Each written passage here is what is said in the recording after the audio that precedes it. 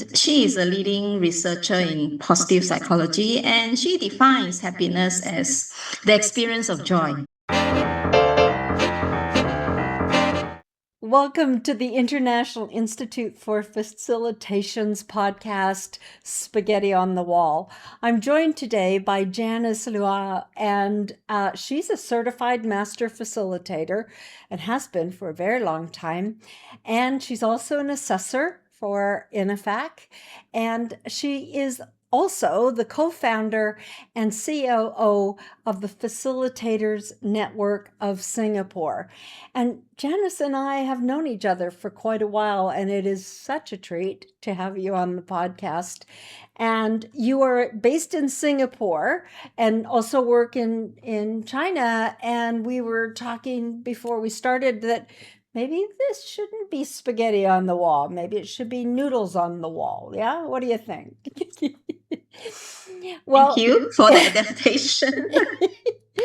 Well, for today's podcast, what we're going to do is we're going to talk about how facilitators can impact theirs and others' happiness, which these days I think that's a really important topic. So let's get right into it. Welcome, Janice. Thank you, Elaine, for inviting me. I'm so happy to have this opportunity to speak with you and also to share some of my thoughts on the topic. Yeah, thank you. And it was interesting when we started like setting up this topic. I'm like, oh yeah, happiness, everybody wants it. And I'm not sure everybody knows what it is. You know, Janice, when we were talking about doing this topic on happiness, I'm like, well, of course, everybody wants to be happy. Who doesn't, right? And then I thought, well, what is happiness? So maybe you can help us out with that. What is and what isn't happiness? I'm not an expert on happiness, and in fact, I've been trying to find out myself. And I chanced upon this book by Sonia Lubomirsky, and she's a leading researcher in positive psychology. Now, what she defines happiness as the experience of joy, contentment or positive well-being combined with a sense of that life is good, meaningful, and worthwhile. And I kind of resonate very strongly with this definition. So I was really thrilled to find out that her model of happiness proposes that we do have a baseline of well-being, all of us, and there's such a thing called like a set point. That means we kind of born with it. Like 50% is inherited, Yeah. and only 10% is on external factors, something external such as your married life, your health, your where you are, your income, kind of affect our happiness, our environment. And another 40%, which is quite high, it's about you doing something deliberate, intentional, making choices in your daily life. And certainly this is the part that I'm very excited, right? That means it's telling us that it is within our control, that we can boost, our own happiness. And it also, yeah, okay. No, go ahead. I was just saying, I have so many more questions. Please go ahead. All right. So, in fact, recently I actually tried to schedule a community or practice session in Singapore in January. After reading this book, I was so excited. I wanted to discuss, about the how of happiness. Unfortunately, we did not have enough interest from our community to proceed with this community or practice. So I would like to think that our community here is already very happy, right? And that's great. And so therefore, when you propose this question on happiness, I said, wow, what a coincidence. There you go. There you And go. then I Well, can now, yeah, and it's just the universe have this way, right, of things. So, okay, so there's this thing so thanks for the opportunity for me to share this topic that I'm so excited about. Yeah. Fantastic. Thank you. Well, here are some of my questions. You talk about we are born with it. Now, is that a like biological? Is it happiness is in our DNA? Is it brain wiring? How are you born with happiness? You're born 50%, not entirely. So there's this Right, right. 50%. Yeah. So we have a Spirit. genetic predisposition or baseline level of happiness that, yeah, constitute 50%. That very surprising to me. Yeah. And then the other piece is that in your definition, you talked about it's a sense of joy, it's a sense of well being, it's a sense of, and when I hear those words, the image that gets created in my mind is it's a mindset of joy, a mindset of well being. Is that what you're talking about when you talk about sense of? It's not just mindset because what you think will also affect what you do and how you feel. So it's everything. Yeah, of course, it starts with you. Either some people think first and feel first. I don't know whichever comes first for some people, right? You think you're happy and then you feel you're happy. And it shows, right? It shows in your body language that you're happy. Okay. So they are all interconnected. It's amazing because that leads into my next question. How could I tell? How can you tell? How can others tell if a person is happy? Because there's all of that fake it till you make it. Can I really fake happiness? So for me, I feel that a happy person gives you a sense that you can see how they behave. They seems to have a sense of purpose in their life, right? They seems to know what they desire, right? What they are going after, what they are doing, basically. What are they living for, right?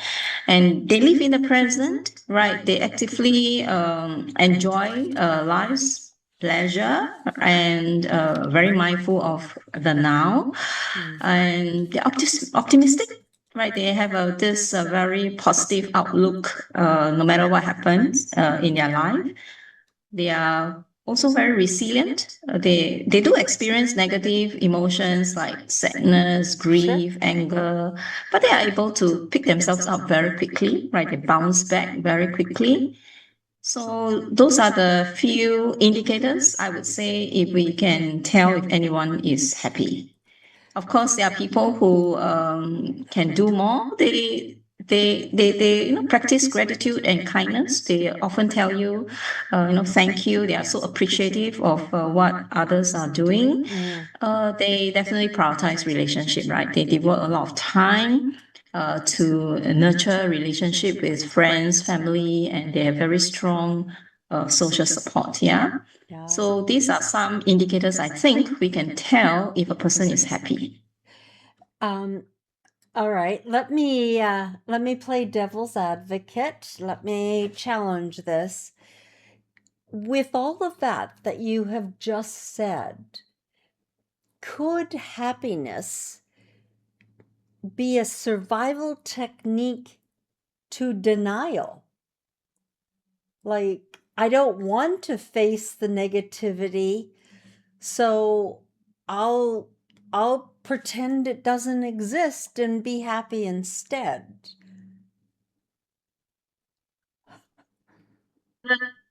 Difficult to know, the person would know, and this can cause a lot of stress. Yeah. Pretending something that you are not, right? Maybe for a short term, you probably can get by, and people who are not very close to you probably can also get the wrong, indicator that you are truly very happy.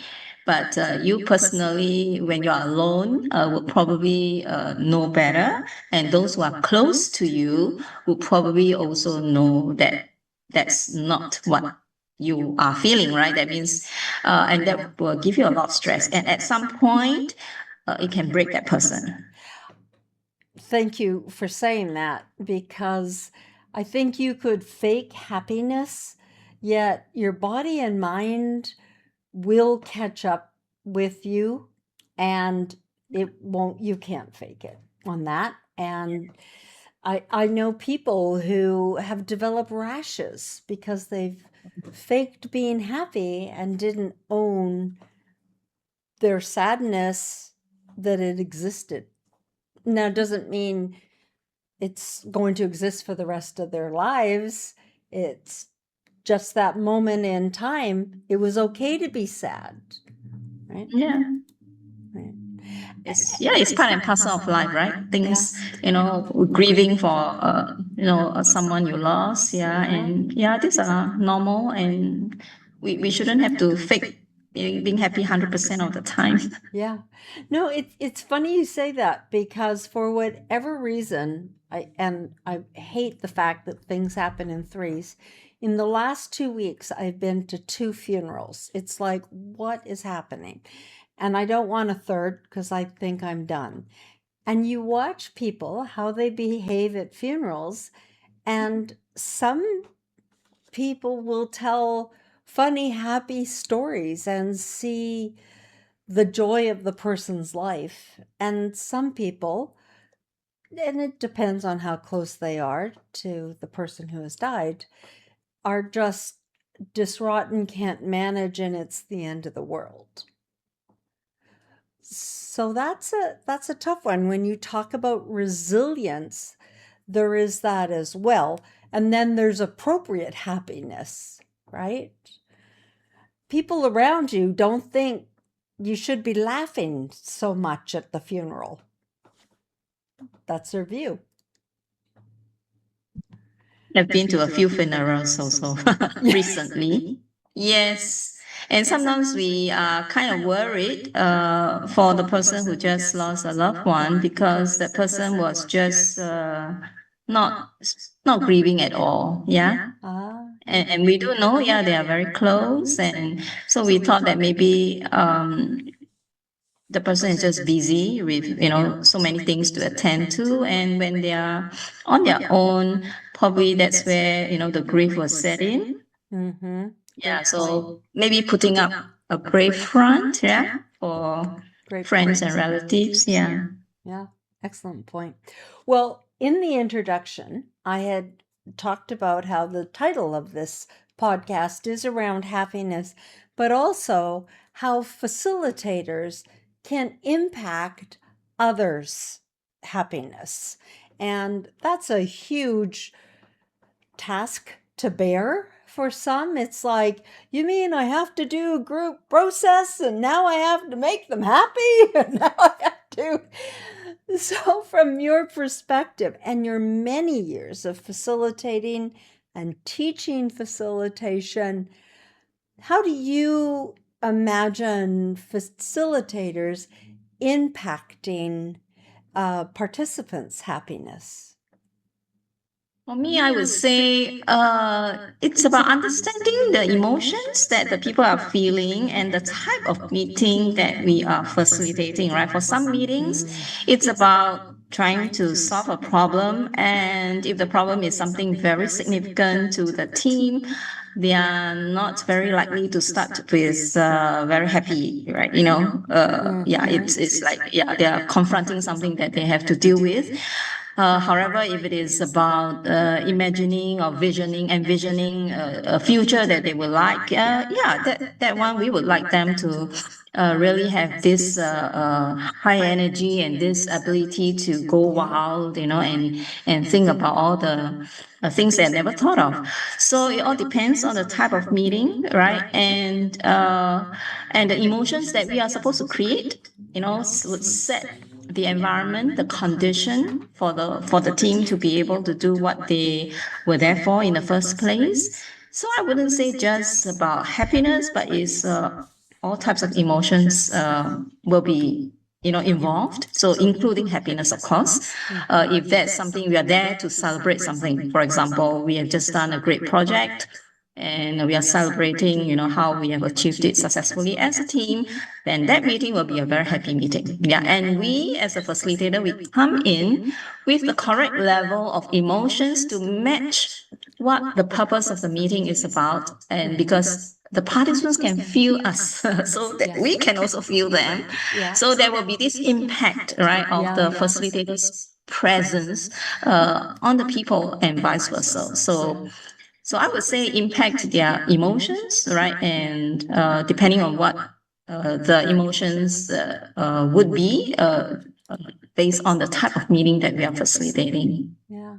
I would add a few more things to what you had just mentioned.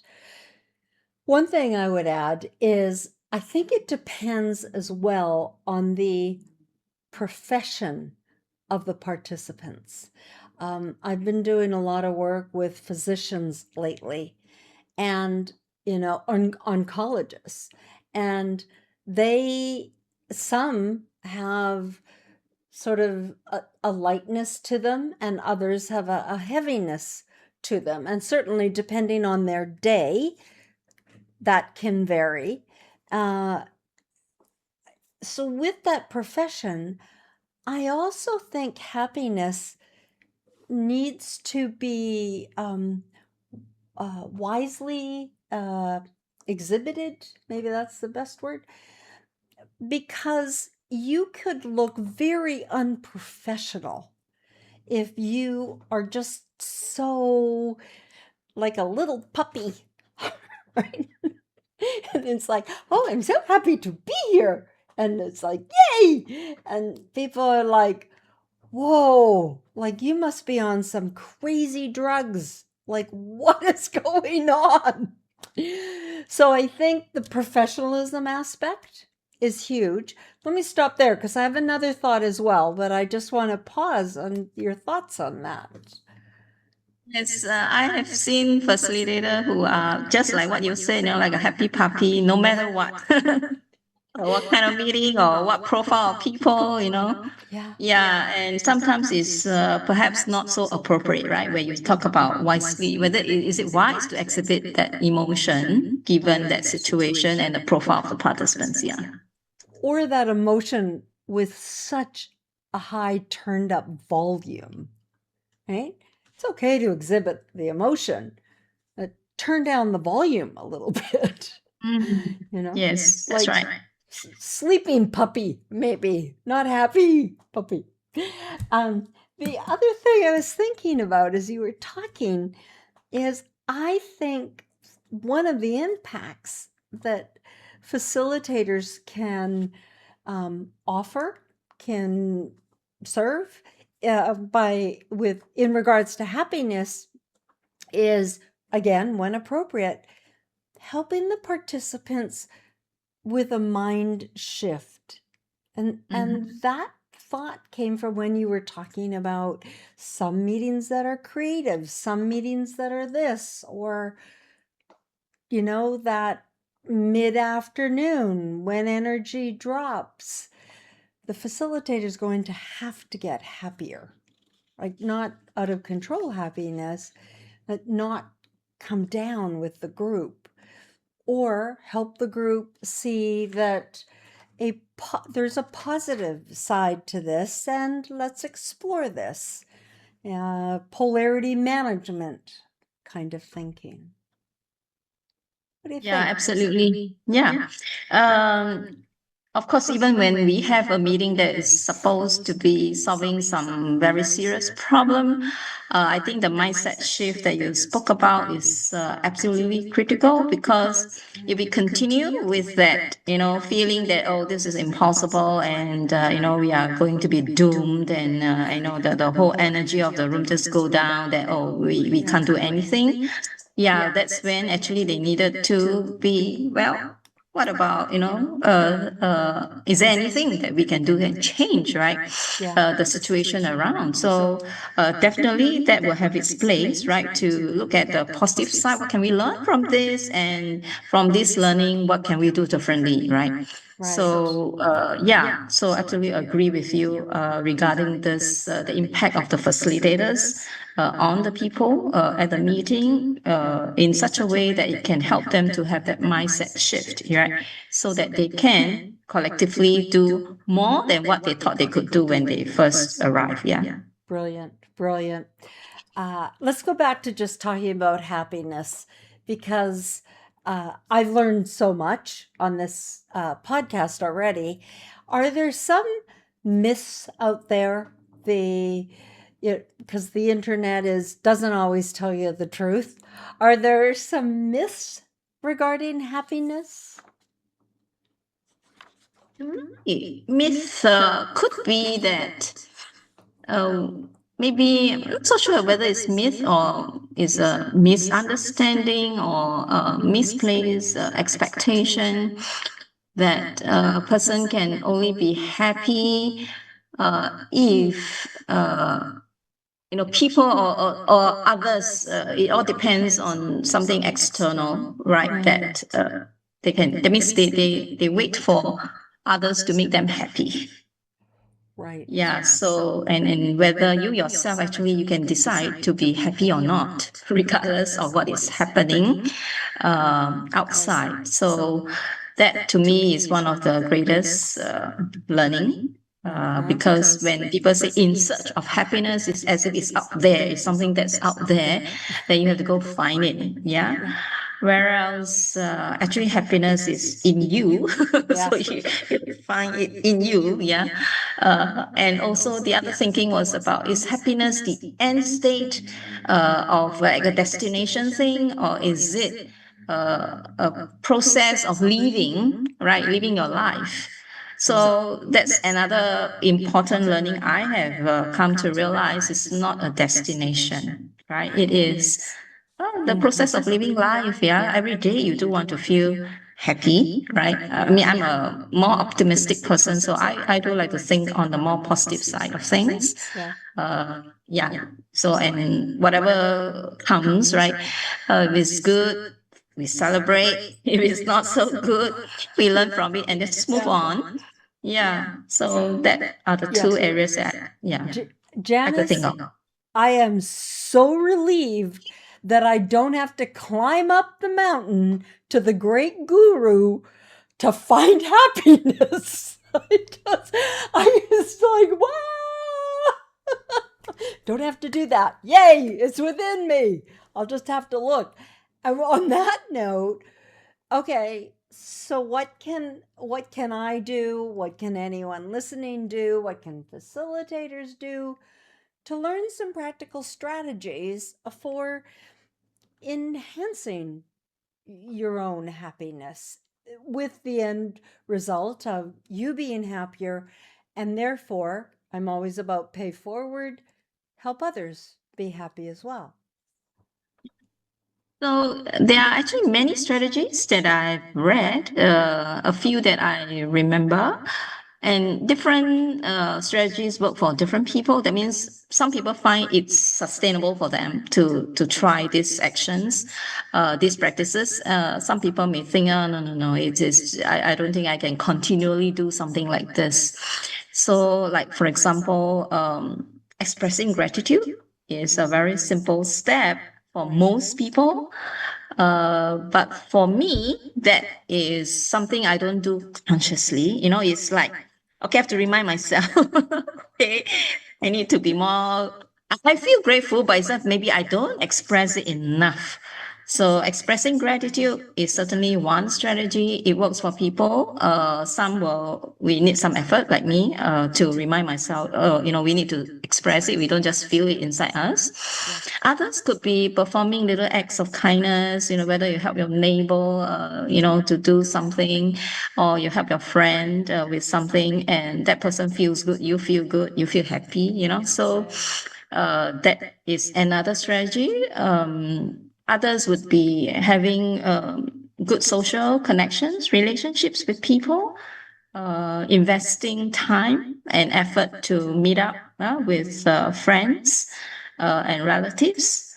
And I think there's one that I really am doing quite a fair bit, is about actually taking care of your body, your physical body. That's right. Having adequate sleep, you exercise. When physically you feel well, Yes. you will feel happier. Yeah. So that is what some people call self-care, right? Sometimes we often overlooked, especially parents busy with looking after children or whatever, they often forget about themselves. Yes. So taking care of yourself, it's actually a strategy of being happy.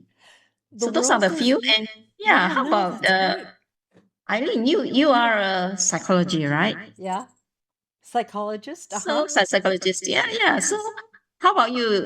What kind of strategies do you practice? In having your happiness on a daily That's a great basis. question. Thanks for throwing that back to me. Um, I do believe the one about sleep, um, because the world does not look good when you're exhausted. It just, and it's really hard to be happy and you're forcing something. Mm, So I'm a firm believer of sleep. And then I think you have to honor your own style. Uh, mm, because I also believe in authenticity. So, mm, sure, you can be grateful, and grateful could be thank you. Now, that's not that hard, right? And then other people can show gratitude in different ways, in bigger ways. So, I do believe you have to do something that's comfortable for you, uh, that meets your own personality, right? yeah, You might be an introvert. And so when you're talking about go be with other people, it's like, I would rather poke a fork in my eye as a strong introvert than go be with other people. That's not going to make me happy, right? So you have to be aware of that. And yes, we're all social beings. So at some point, you're going to need people in your life and not just watching podcasts. You got to get out there and meet and greet people. Uh, just you can't just go, swim in the deep end when you're still learning to tread water. So yeah, I think it's be aware of your own desires, and then I completely agree, be aware of your body. Good food. If you're eating unhealthy foods, you probably won't feel well. Well, why would you be happy about that? yeah, Yeah. yeah. That's Or right. yeah, or if you're, I think a lot of people know either when you are sick or when you are about to get sick, you're like, ugh, I don't feel good. And, I will often tell people, I'm going to try to be nice to you, but it's really hard for me right now. If you know me, it would be okay, but something's going on. I'm just, maybe I'm about to have a really bad headache, or maybe I'm about to get really sick or something. Yeah. So I like to warn people, so I don't surprise them with two different Eileens coming across. So those would be some of my thoughts. But thank you for that question.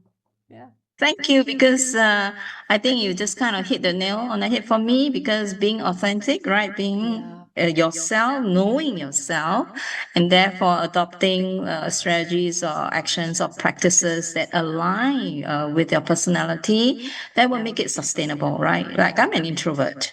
So socializing, is not really my thing. Yeah, it Yeah. takes a lot of energy to do that. But that doesn't mean I should be a hermit, throughout Yeah. my life. That's right. I do celebrate, right? Birthdays or whatever, yeah, but Yeah. not going to parties every night. Yeah, that's Yeah. not my thing. Yeah, so I think that's absolutely very important. And thanks for bringing that up. Know yourself, be yourself, and do what worked, right? And I thought that telling people that you are not, physically well, and therefore you're not your usual self, it's a good way, right, to let them know. Okay. And yeah, and physical health is such a big thing here. In Uh-huh. Singapore here, yeah, they're doing. I'm part of this study. I signed up myself for this longevity study, and our government is also doing a lot in terms of, because people are living longer, and they would want people to live longer, healthier. Oh yeah. So, yeah, and I'm paying a lot of attention in this area of my life. Yeah, because if you are not healthy, you're unwell, it's very difficult for you to be happy, right? And That's right. less to be able to make others are you happy. Yeah. Right. Right, and right. And with that, I need to wrap it up. Uh, you have made me so happy. Thank you. Thank you. I really appreciate you sharing what you know. And let's hope this branches out to something bigger that maybe INIFAC can even start a community of practice on happiness. Who knows? So Yeah. thank you, Janice. Thank you. Thank you so much, Ali. Yeah, and I'm happy talking to you.